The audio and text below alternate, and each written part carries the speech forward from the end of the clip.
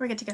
Good morning, everybody. Welcome to the first in-session meeting of the Montgomery County House Delegation for the 2021 legislative session. Before we get into the program, we're joined by Senate Delegation Chair Zucker this morning. Senator Zucker, I don't know if there's anything you want to share with the group. Thank you, Mr. Chairman. Just glad to be here. Thank you. Great. Well, we'll turn it over to MCPS. We have with us this morning the Superintendent of Schools, Jack Smith, and the President of the Board of Education, Brenda Wolf. As has become our norm, please use the raise hand function if you have a question, and either Chair Zucker or I will recognize you. And of course, at the top, let me say to Superintendent Smith, we appreciate the 5 years you've given to Montgomery County, and we know many years to the state of Maryland and other counties in the state before that. And we wish you, we know we'll have you for a few more months, but we wish you well and hope everything is okay with your grandchild. And thanks for being here this morning. We'll turn it over to you. Thank you. I appreciate that very much. And Ms. Wolf, our president of our Board of Education, is going to start the comments today. Good morning, and thank you for allowing me to speak. I want to introduce myself for those of you who don't know me. My name is Brenda Wolf. I think I do know most of you, and shout out to my District 14 team. We appreciate our strong relationship with the delegation. And as you all know, collaboration and communication are essential. So I'm here today to share some of the issues that we are dealing with so that we can continue in our specific relationship. We have 4 issues that we're really concerned about at this time: recovery and return, enrollment projections, struggling learners, and unfunded mandates. I don't know if you know, but this Tuesday at our board meeting, we extended the potential reopening of MCPS to March the 15th. And we did that with the hope that vaccinations would allow us to start returning to a more normal schedule. Although we've been working with many of the logistics to get us back, we know that there are going to be bumps along the way. And we ask for your support for Senate Bill 210, claim civil immunity, COVID claim civil immunity. This bill would provide immunity to institutions such as public schools if and when individuals contract COVID-19 in any of our schools. This legislation is important because it not only provides protection for school systems, but balances that protection with the requirement that institutions like schools follow all guidelines for keeping individuals safe. This will help to increase compliance while also building public trust in our preparations for students' return to school buildings. And simultaneously, it will protect our schools and staff from civil liability. Second, House Bill 486 passed in 2019 and was designed to further protect students by developing stricter hiring practices. While we support the intent of the bill, it has been difficult to implement. So as we prepare for the return to school, we're going to have to hire a lot more staff, and that bill makes hiring extremely difficult. So we're asking for your support of House Bill 373, Education, Child Abuse, and Sexual Misconduct Prevention, hiring emergent employees that offers some practical amendments to the original bill that maintain the spirit of the bill, but allows for the employment of emergent employees. Next, enrollment projections. You know that our enrollment is down. Students have gone to homeschooling, they've gone to private schools. Some parents just did not enroll their kids because they didn't want the virtual environment. For whatever reason, we're down at least 3,000 plus students. We expect that many of these families will return when we are back to our in-person model. Additionally, we believe that our system will continue to grow, and therefore we know that the funding formulas need to be adjusted to account for the return of students. So we ask that you reach out to us and involve us in these conversations. We ask that you consider formulas that include multiple year enrollment averages. Additionally, we must overturn Kerwin, the Kerwin veto, and adjust Kerwin funding for next year. We cannot let the governor's veto sabotage the years of work that were done to adjust funding for education. We ask that you review Kerwin. Please keep in mind the non-certified education staff that are essential to the operations of MCPS. We add that as you think about it, you continue to advocate for their equity also. We're also looking at our struggling learners. You know, virtual learning has been a challenge for everybody. I'm struggling with it today myself. I hope you don't hear my grandson in the background, who's supposed to be in that chair listening to his first grade teacher, but he is not. So we are definitely going to have to do some recovery of learning. On October the 27th in 2020, MCPS staff presented assessment data to the Board of Education indicating the learning loss that many of our students have endured throughout this pandemic. The numbers are alarming, to say the least. The disproportionality, I'm sure, exists, and we will have a long road of providing additional supports to close the achievement gap. We believe that virtual learning, however, will continue to be a mode of learning for some of our students and families, and may also be used in helping to make up some of the time and learning that has been lost. We ask that you continue to advocate for funds and programming that help to support all learners with an eye to the long-term recovery efforts that we need to have in place.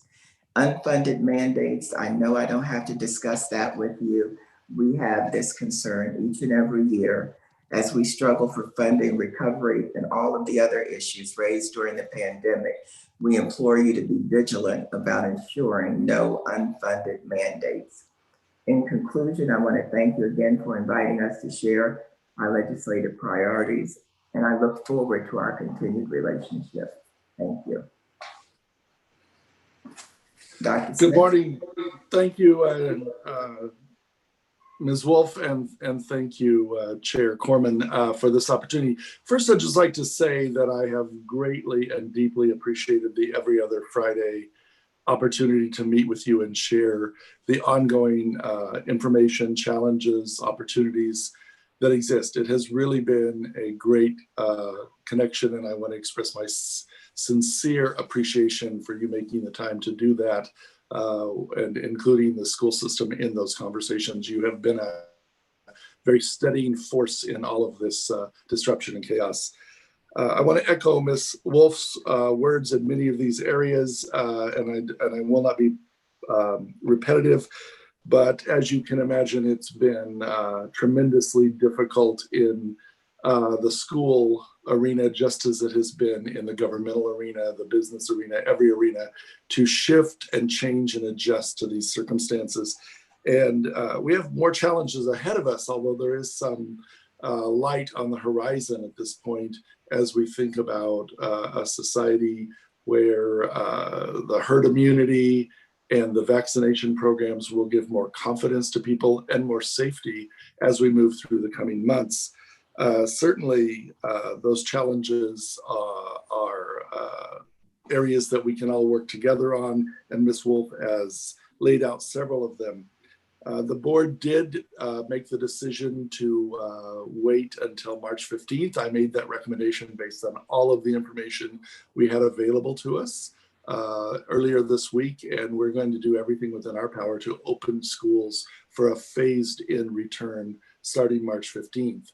And we want to make sure people understand the positive effect of the vaccination. It is not magic. It will not change everything in the world, but it will have positive effects on keeping our educational employees safer as they return to the environment and continuing to build up the resistance across the community. And the idea that we begin to divorce the community spread from schools is a very important concept that we all should be looking into and thinking about as we think about how to return students to in-person learning, and at the same time continue to maintain a dynamic and robust virtual learning platform, and then continue to build that out, because we're going to have families who are going to need that for the foreseeable future. And Delegate Corman referenced my grandson, and he will be one of those people that, the vaccination right now is not going to change his world. But certainly as he grows and as the entire community and society becomes safer, that will be a much better circumstance for all of us. As we look at this, we want to be clear that we have prepared. We have the personal protective equipment. We're touching every HVAC system in the entire school system.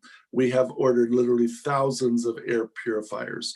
We have structured systems so we will maintain the physical distancing and everyone will be wearing the masks. We will use the hand sanitizer and hand washing protocols religiously and on a very consistent basis. We're going to do all of those things as we reopen schools, and the work with the state and the local government and the health department has been instructive and particularly helpful.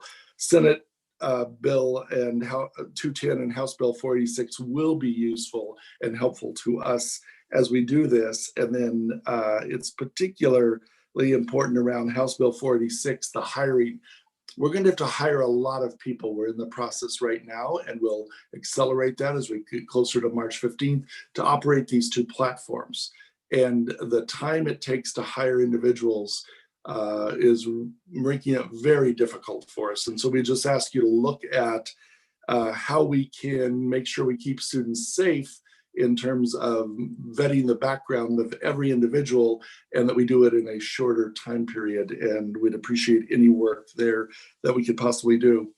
I've discussed with you many times the issues of enrollment and the fluctuations, and I appreciate the efforts and the conversations that I know you're having and the references that I think your work that the governor is making to that, and that the work you have done has influenced the governor's office. And I very much appreciate you keeping that at the forefront.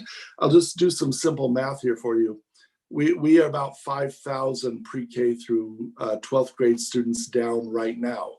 Our staff has done a very, very intensive review and analysis of where those students have gone, because we have an enrollment code and a withdrawal code for every single student. So we know we can slice and dice the information, know they've withdrawn and this is where they've gone.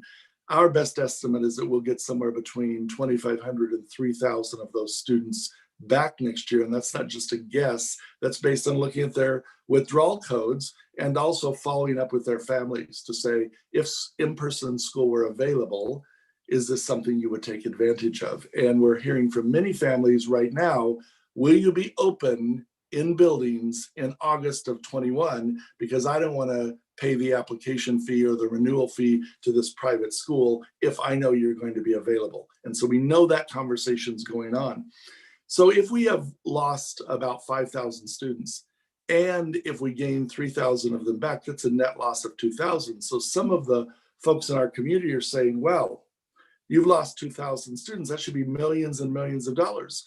But if you divide 2,000 by 200 schools, and we actually have 208 schools, and we know that they're not all going to come in equal numbers from different schools, but we can just divide them to get a sense of that. 2,000 divided by 200 is 10. So one school might have lost 20 students, another might have lost 10, another might have lost 15. And we know the greatest level of loss is at the elementary school. So the actual effect on the school system, even if we're 2,000 students fewer next year than we were at the end of last year, will be very small in terms of the operation of the system. And so that enrollment hold harmless effort will be particularly important to the operation of the system. We also know that the federal legislation is going to provide us with a significant amount of money that can be used as we close out FY21, as we go through in FY22 and FY23 around the disruption of learning. But we're moving from an ideology and a mindset of the number of students equals the amount of money to an idea that it's the amount of need. And this disruption to instruction and to the school experience is what has caused this. The children aren't broken, but we all know that many, many children don't do as well in the virtual platform, and that their needs cannot be fully met, and that's widely across the system. So it's our intention to use the federal money very judiciously next year, in next year's budget and the following year's budget, to support the physical, social, and psychological well-being of all students, to support the disruption to instruction and provide lots more academic and social emotional support to all students across the system, and then to really focus on our most poverty impacted schools, because we know that those families that have lower incomes and have fewer resources have experienced the greatest disruption during this time. We know it you know it in employment, in healthcare, in all the areas. It's been hardest on them. And then finally, we want to continue to build up that robust and dynamic virtual learning platform, because for the families who really need it, it's going to be critical for them. And as I shared personally, I understand that feeling at a personal level. So let's do some more simple math. We have around 161,000 students. So 5% of our population would be 8,000 students that would need this sort of support. And 5% is not a very large number, very large percentage, but you can see it makes a large number of 8,000 students who would need that support. So I just want to say at this point, as we sit on your new session and the brink of the release of the governor's budget, we sincerely and deeply appreciate how you have come together and supported public education, and the understanding that these challenges are going to be with us for a while. But if we do our work correctly right now, those children who are in first grade now, who will be entering fourth grade 2 years from August, will be well prepared, and the effect of this will be mitigated. If we don't do our work well, then we're going to have a generation of students who are really disadvantaged by what's happened to all of us over the past 10 months. Right now, it's the 10-month anniversary of it. So sincere appreciation and thank yous for all you have done and continue to do on behalf of students in the state of Maryland. And many of you I got to know at MSDE, and then I've continued that relationship over the last 5 years. And so I just want to say personally, I just think you're great and the best in terms of supporting students and learning when we talk about elected officials in our state. So thank you very much. Thank you, Superintendent Smith. Just a reminder to my colleagues, use the raise hand function if you have a question. We'll start with Vice Chair Carr. Thank you, Mr. Chairman. Good morning, Dr. Smith and President Wolf. Thank you so much for being with us. Thank you so much for your service, Dr. Smith. I know there are so many challenges for you all, and we really appreciate what you're doing. I have two of my kids are in MCPS. One's in 9th grade and one's in 5th grade. So my question is, what are the plans to evaluate the technology, the platforms being used for online learning? My 9th grader votes to bring back Google Classroom because he thinks it's better than Canvas. Thank you. Yes, thank you for that point, Delegate Carr. We're going to continue to evaluate how that's working. And as we move back into in-person learning, for those families that remain on virtual learning, then we're going to ask them to talk to us about what's working, what's not working. And, we get a lot of comments about all of these things all the time. We follow up on them, but we are going to do some studies. And in fact, we have an outside university that has just talked to us about doing a research study starting later this spring and running through next year on the virtual platform, and not only the tools, as you've referenced, but the instructional models, all of those elements of it, to get a clearer idea of actually what is the very best, most effective thing we can do in virtual learning. So we understand the need to do that evaluation, and we are going to do it. Thank you. Delegate Shetty. Thank you, Mr. Chairman. Good morning, all. Thank you, Dr. Smith and President Wolf, for joining us today. Just a quick question. As we are mapping out the plans for catching up our students who may have needed additional support through this very challenging time, can you speak to any plans that the board has or MCPS has for utilizing summer learning opportunities to catch students up? Certainly, in an emergency mode last April, May, and June, the board worked with the staff, and we directed a large amount of money to summer learning and before and after school, Saturday learning. We're doing all of those things. And we're actually continuing to add to those throughout this year. We're going to add a bunch as we start second semester. We want to move from that emergency mode we used last summer to a very conscious, intentional mode this summer, and continue to drastically expand what's available in the summer. For example, 2 summers ago, we served about 12,000 students out of 163,000 students. This past summer, we served almost 40,000 students, and we had over 80,000 slots for opportunities this past summer. We want to continue to build on that this coming summer, and we want to move toward an ever more available and accessible program, i.e., to the greatest degree possible, and whenever reasonable, remove all fees and all costs from the parent.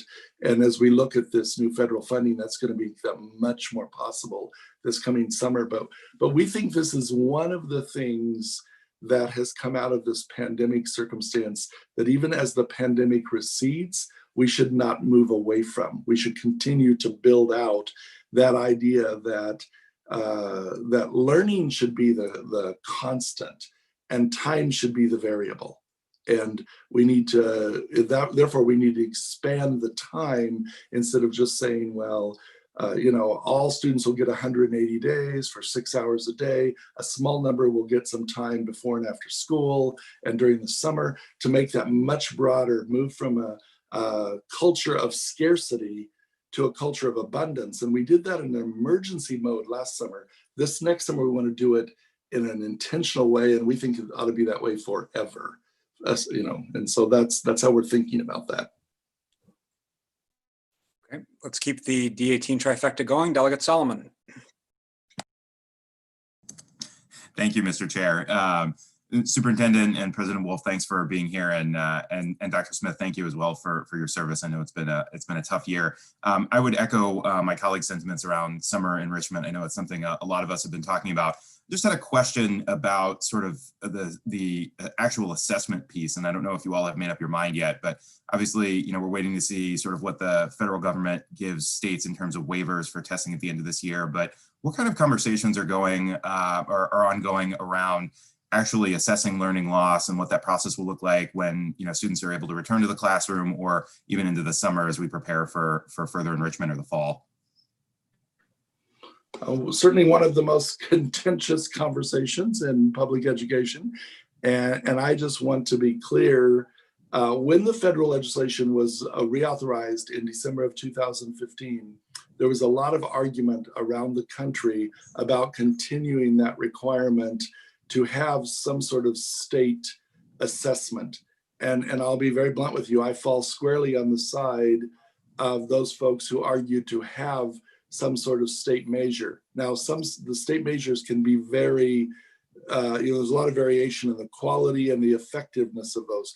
My problem is the absence of a state measure is really a civil rights issue in my mind. It's very much, it's very difficult to tell what's happening across our state without any sort of state measures. The good news is there's been growing, and once again, it's been forced by COVID-19, growing sophistication and understanding that we don't just have to have, a PARCC test. There are other ways to measure this. We attempted to do some MAP assessments locally, which is a national standard, a nationally set of standards around MAP in the fall. We're not doing that here during the winter because it's our goal to move back into physical learning, and we want to put all the focus on that. It's very hard to do that in a consistent way, but we're continuing to develop frameworks where we can use classroom grades, assessments like MAP, which are not nearly as intrusive as an overall state test, and then other kinds of national measures or external measures that actually we can use to understand what's happening with our students. And one of the things that has really begun to bear fruit is the legislation from 2013 around college and career readiness. In Montgomery County, we've seen that number go up every year. So I don't really care if the student shows us that readiness at the end of 11th grade through the SAT, the ACT, a licensure in a rigorous career program, through their participation in dual enrollment at Montgomery College. Whatever of those that they can show us, then we know they're ready for that next step out of high school. So we're trying to use multiple measures to really think about that. And let me give you, I think, one of the most exciting statistics in our school system. In 2018, we had 8 students get an Associate of Arts degree from Montgomery College at the same time they got a high school diploma. In 2019, we had 14. Last spring, when we were doing virtual graduations, we had 41. We, looking at the trajectory, and it's continuing this year, looking at the trajectory we are on, by 2023, we will have over 1,000 students a year graduating with an Associate of Arts degree from Montgomery College and MCPS the same week. And that is right at the heart and the spirit of the Kerwin legislation to make sure kids have that first good step. So we're trying to move, and I think we should push on our states to move. Yes, have a system to know, but do not be so rigid to say we just need to spend 9 hours in a park test. You know, and I'm looking at Delegate Lutke because we were in those conversations, Delegate Corbin. When it came out, it was all we had, but we should learn from that.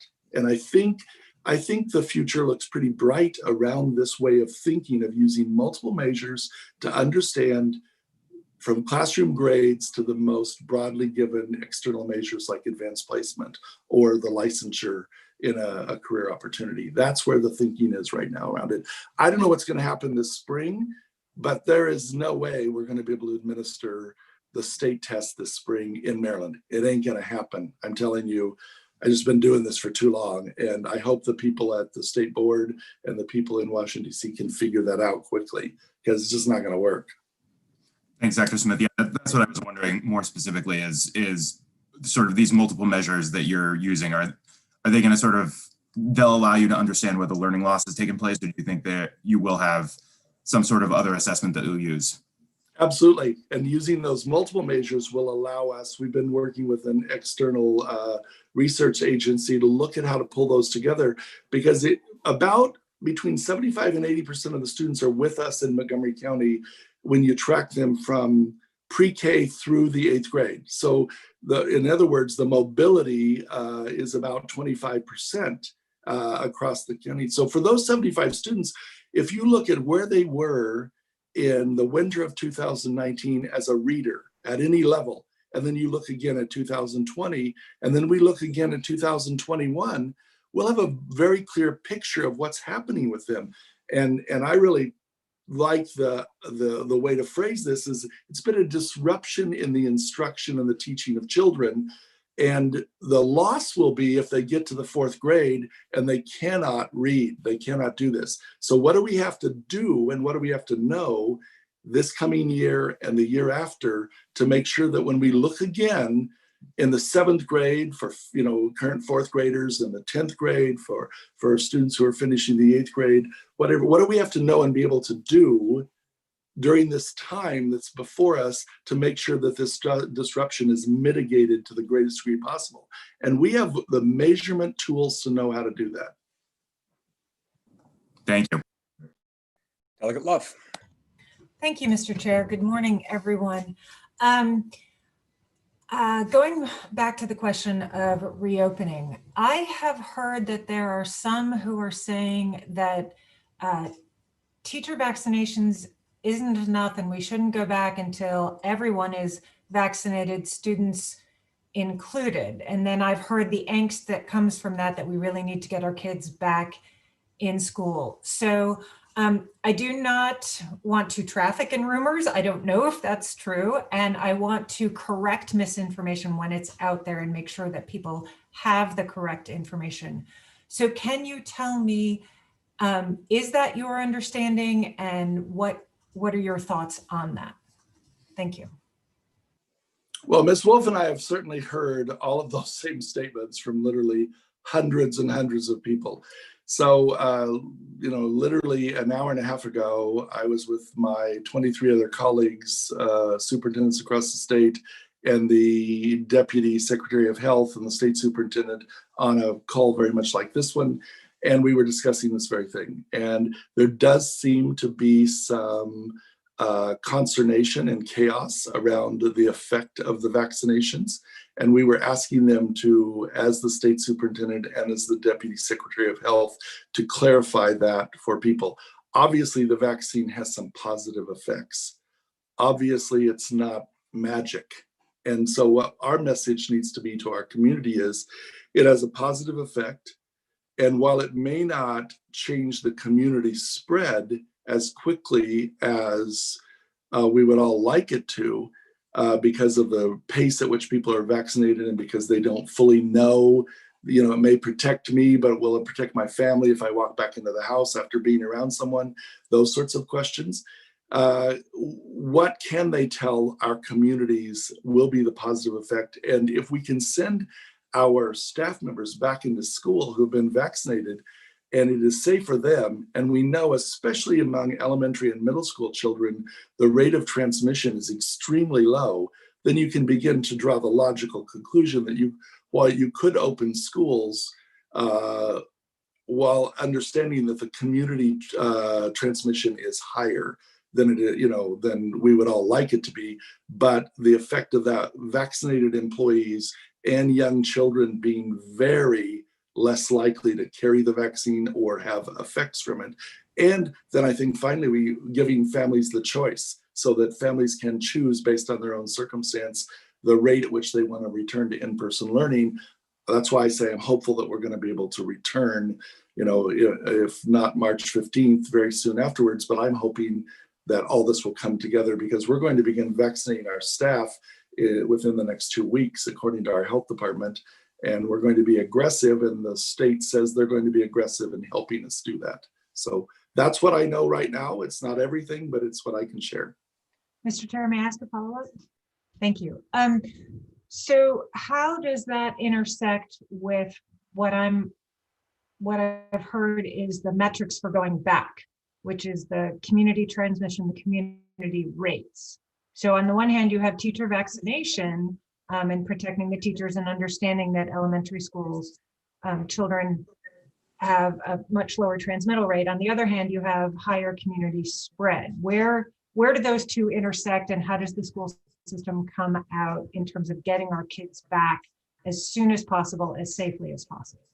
That is precisely the question we asked the Deputy Secretary of Health, the Health Department, to provide information for us as soon as possible as we have staff members vaccinated, is that we want to know exactly where that intersection is and how that changes the metrics, not for community spread, but for the reopening of schools. You just, Delegate Love, you just nailed it right there in what we asked this morning and what we've been pushing on now for several weeks as the vaccination has been, become more and more the subject of conversation. So I'm hoping all of us will see that in the next 2 weeks from the governor's office, MSD, and the Maryland Department of Health, all three coming together. There's a letter in Delaware where all three entities signed the letter and talked about this, and indicating the need to open schools given these factors. And so I'm hoping Maryland will be able to have the same effort in the coming weeks. Thank you. Thank you, Mr. Chair. Great.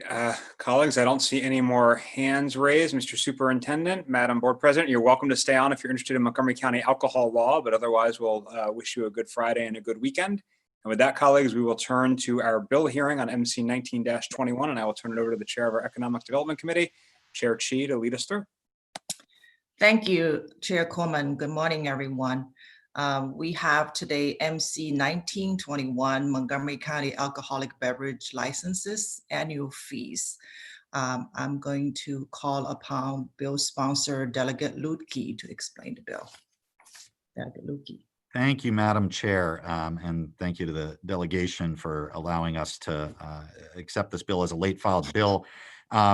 This bill is intended to be targeted economic assistance to support the restaurants and bars in Montgomery County that have been hit so hard by the pandemic, both by the restrictions that public health officials have had to put in place to keep people safe, but also the fact that a lot of people just aren't willing to dine out right now while the pandemic's going on. And you all are well aware of the stories. I know in every district, you've probably heard from restaurant and bar owners who are struggling. So essentially the bill as written, what it does is it would allow the county for the previous license year to exempt businesses from the alcohol beverage license fees for on-premise licensees. It's not for off-premise licensees like beer wine shops, but on-premise licensees, businesses that actually derive income from serving people alcoholic beverages at their place of business.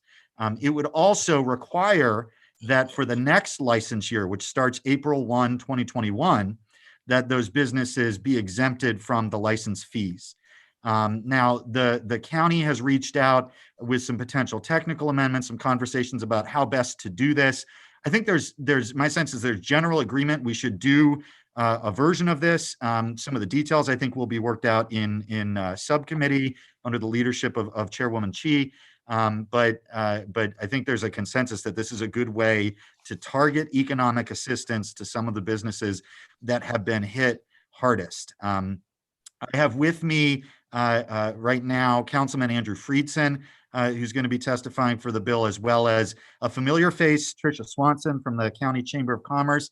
And maybe a less familiar face to many of you, but certainly a very familiar face to those of us in District 14, Lynn Martins, who is the owner of Seibel's Restaurant in Burtonsville, which is the oldest restaurant in Burtonsville. Lynn, you're going to have to correct me later when you speak. I think it's 1937 or 1939. It's been around literally forever. I spend way too much money there, and she really will be able to speak to what it's been like for restaurant owners during the pandemic.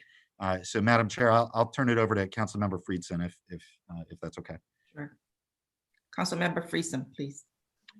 Thank you, Chair Chi, and thank you to Delegate Lukey for putting this forward. I will not use my full 5 minutes, so I will shock my colleagues and probably all of you in that sense. I just wanted to lend my voice to this. I think it's a consensus issue. We all recognize the fact that our local businesses are getting crushed in an economy that has borne the brunt in many ways in the local level. From the public health emergency, we've had to take very serious, sometimes draconian, but necessary health measures. Those health measures have had a devastating impact on workers, on businesses, on their life savings. And these are businesses where we were making such progress previously. The county's burgeoning craft brewery and winery businesses in particular, we're really hitting a stride. They're such important placemaking places. They're so important to our quality of life. They're gathering places, community building places. They really are a core part of the vibrancy of what makes Montgomery County what it is. And to allow them an opportunity to just provide a modest level of relief is critical. And I will say, as the person who has authored most of the county's business relief packages during this crisis, some of which was from the support of the state, which we need more of, and I know you all are working very hard on, I will point out, one of the challenges the county has had is a lot of these relief packages are very difficult to administer, and the county's really not set up to move as quickly as we've been asked to move in this crisis in so many different ways, including these grant programs. The beauty of this proposal, and I've been pushing for these type of efforts, is that it doesn't require significant administration. It actually eliminates the bureaucracy for the businesses. It provides relief without paperwork. And that's what we need to be thinking about more of. It's a targeted effort. It's a thoughtful approach, and it will provide a lifeline to businesses that are the lifeblood of local communities. And I'm so glad that Seibel's is on. I visited there early on in the pandemic and got to meet with them and see what the challenges that they were facing. Those challenges have gotten significantly worse from where they were before, based on how long this is going. And if we want our businesses who have been such great partners to keep our residents safe, we have to provide them the relief that they need to survive and do so. So thank you for that. Thank you, Delegate Lukey, for putting this forward, for your partnership and your leadership on this. And I hope that this will be passed and the relief will be provided as quickly as possible. Thank you. Thank you, Councilmember Friesen. Before we move on to other witnesses, I believe Delegate Carr has a question for the bill sponsor. Thank you, Madam Chair. Yeah, thank you for bringing this bill. There's a business in my district that's called Knoll Station Wine and Company, and it is both a restaurant that serves beer and wine, on premises, in a bar, and it's also a carryout where people can come and just buy a 6-pack or a bottle of wine and take it home. So how would this bill affect businesses like that? Would they get partial relief, no relief, or full relief? They would get partial relief, Delegate. So for those alcohol licenses that are an on-off premise license, so they're allowed to do both, we would essentially cut their alcohol beverage license fee in half. And then what about the restaurants that do not have an alcohol license? I imagine they're probably struggling too. Is there anything in this bill that benefits those restaurants that do not serve alcohol? There's nothing in this bill that does, but there are other bills out there which more broadly will assist all restaurants with or without alcohol beverage licenses, including some elements of the governor's recent proposal, some proposals that are being pushed by the Restaurant Association in Maryland. Those will be considered, I think, by because most of those are statewide proposals, they'll be considered by the committees of jurisdiction.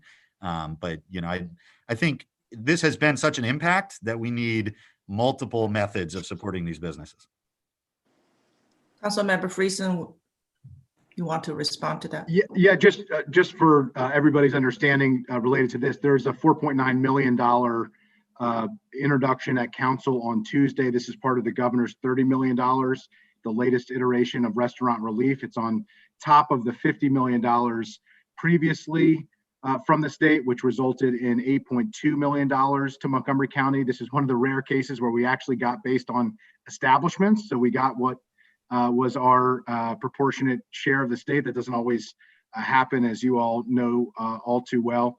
So that is coming in. Those will be $10,000 grants for restaurants. It's a broad category. So it's any food service establishment, which would include caterers, even for instance, food trucks, also traditional restaurants. So to Delegate Lukey's point, there are a number of different relief efforts. The county has put several forward that we've worked on. The state has provided us, thanks to you all pushing the governor, quite honestly.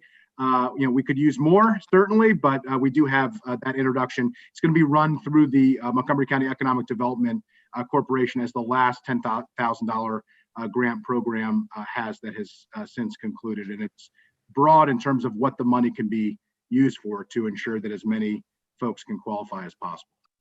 Thank you. To Delegate L. Carr's question, I just want to offer an FYI. I'm working on a couple of bills specifically targeting restaurant and retailers. The items are very specific as proposed by the industries in terms of where we could be very focused in helping those industries. So I'll keep you in the loop if you are specifically interested in those. Okay, thank you. And next we have Tricia Swanson, Montgomery County Chamber of Commerce, as a witness in support of the bill. Tricia. Ms. Yes, good morning, and thank you for the opportunity to testify this morning. As Chair Chi said, I am Tricia Swanson, Vice President of Government Relations at the Montgomery County Chamber of Commerce. I'm going to be very brief, as I think it's always better when you hear from actual business owners than me. And so I just want to say that our chamber's been working with our membership, particularly our small business membership, over the last 10 months, and really asking them what is going to be the most help to you. And what we've heard is one of the simpler solutions is either giving them access to grants, which you heard Councilmember Friesen talk about some of those, and our chamber has been working very closely with him and the state and federal electeds to kind of get those grants, but also the ability for businesses to hold on to cash. And this bill does just that, which is why we're here in support of the legislation. I want to thank Delegate Luedtke for introducing this bill. I do want to thank the many of you that we've worked with over the last 10 months to really find the support for our business community. And we appreciate that this bill, as Delegate Luedtke mentioned, really helps that industry that was one of the hardest hit in the beginning of the pandemic and will be unfortunately one of the last to kind of return to a sense of normalcy as we navigate out of the pandemic. So with that, again, we appreciate the legislation and are here in support and are happy to answer any questions. Thank you, Ms. Swanson. Next, we have, I don't see any hands or questions for Ms. Swanson. So let's move on to Ms. Lynn Martins as a witness. Is Ms. Martins here? I'm here. Can you hear me? Yes. Okay, good. I have to admit, this is my only second Zoom in the restaurant industry. This is not a huge thing that we do on a regular basis. I do thank all of you for everything you've done and considering this. As you know, it is a trying time. We, as a full service restaurant, and yes, we've been here since 1939. And I think we're now that Mrs. K's has closed down, the oldest family run restaurant in Montgomery County, not just in Burtonsville. It's truly been a challenging time. Full service means hospitality. Hospitality means serving people. It's not just serving food and liquor. Our sales since for the year were down 66%. That's a lot of dollars. We're not a big business, but our liquor sales are down 90%. Let me put that into dollars. On an average month, our liquor sales would be around $40,000. We're not even hitting $1,000 a month in sales. And that's just from very kind customers that go out of their way to get a beverage to carry out. So I am thankful for the state that we were allowed to do that. I actually have a tremendous amount of inventory that I still even have on hold that, as you know, we must buy everything from the county that we were not ready to or not able to return. That, you know, we had purchased for St. Patrick's Day, which obviously the pandemic and the shutdown hit us really rapidly. I have to admit, I have cases of Guinness and cases of Jameson still sitting in inventory. So, you know, it has been very hard hit. I'm actually writing a letter right now without indoor dining because Montgomery County is one of 3 jurisdictions that is not allowing indoor dining. I will be closing tomorrow, and hopefully, you know, the plan is to reopen in March when we hopefully have indoor dining. We just cannot make it without outdoor dining. Every dollar we sell on food, you maybe as a restaurant, just to put it, I don't know how many of you are business people, you get to keep a penny of that in your business after you sell everything out. Liquor sales is part of how we make our money. And with that, just that number going down, you know, for me, it's breakfast and liquor. You just have a larger margin of profits that you get to keep from that. It has impacted us. We started with 34 employees. I have 5 employees right now. So it's been a big challenge. We're, you know, sticking it out. We take the pandemic very seriously. We take keeping our customers safe very seriously. So we do understand the moves, but, you know, for us here in Burtonsville, it's a bigger challenge. My customers only need to drive 4 minutes up the road into Howard County where they have 50% capacity. So my biggest fear is, because I did visit several of those locations, I kind of walk through and see what's going on, and I can go up to Maple Lawn, and on Tuesday I walked into Looney's and 50% of their customers were customers that probably would have been in my restaurant. My fear now is it takes only 3 weeks for people to change habits, that's their new habit. So even once we do open, it's going to be a long comeback because they've created new relationships. My customers are loyal. I know eventually they'll come back, but not have, you know, this for me, my liquor license is $2,500. That's a huge number. Right now, that's 1 week's sales. And I hate to even say that. So, you know, any help we get would be good help. So I do appreciate you allowing us to speak right now. Thank you very much, Ms. Martins. We understand the difficulty, especially of this past year, and thank you for doing business in Montgomery County and serving our community for so many years. Are there questions from members to any of the witnesses or the bill sponsor? If I may, I would like to ask a question. And I also understand that Amy Summon and Kathy Durbin from Montgomery County Government are here on hand in case we have questions. My question is, how many businesses roughly are going to benefit from this bill? Do we have an estimate? So either the bill sponsor or Kathy or Amy, do you have the estimate?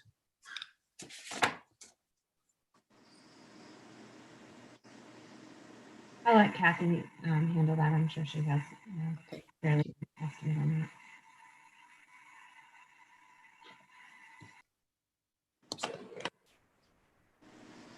Good morning.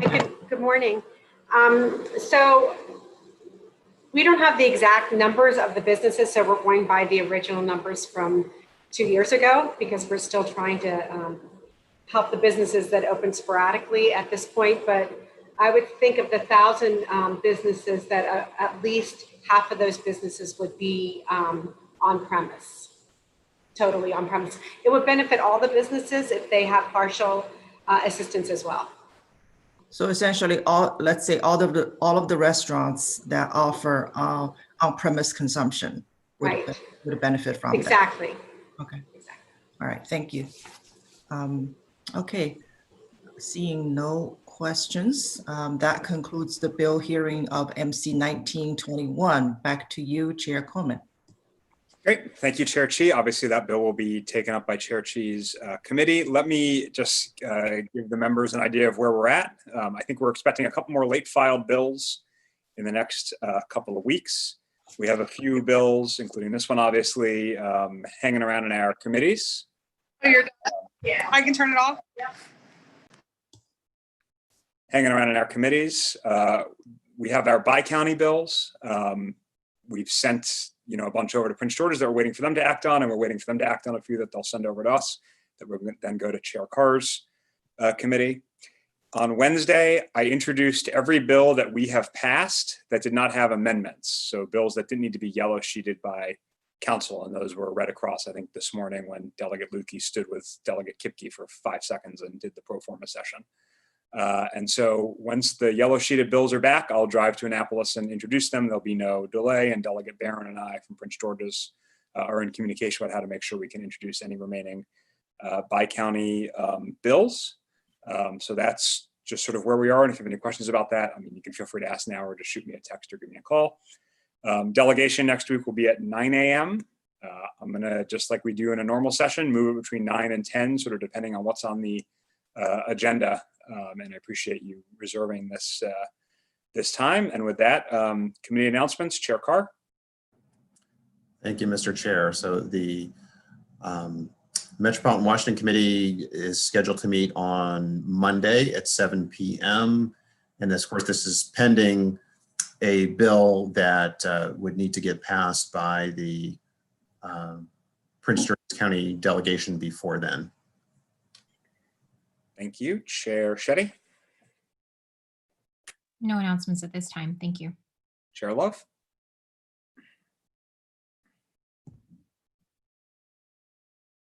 Sorry, I was shaking my head. No announcements at this time. Okay. Chair Chi. Yes, I do have a quick announcement. Our committee will have a work session just to work and possibly vote on this MC 1921 next Thursday, the 21st at 9:45 a.m. Thank you. Great. Do any of the other members have announcements or questions or anything we need to discuss before we go? All right. Well, thank you, everybody. If I don't talk to you, enjoy your weekends. We are adjourned.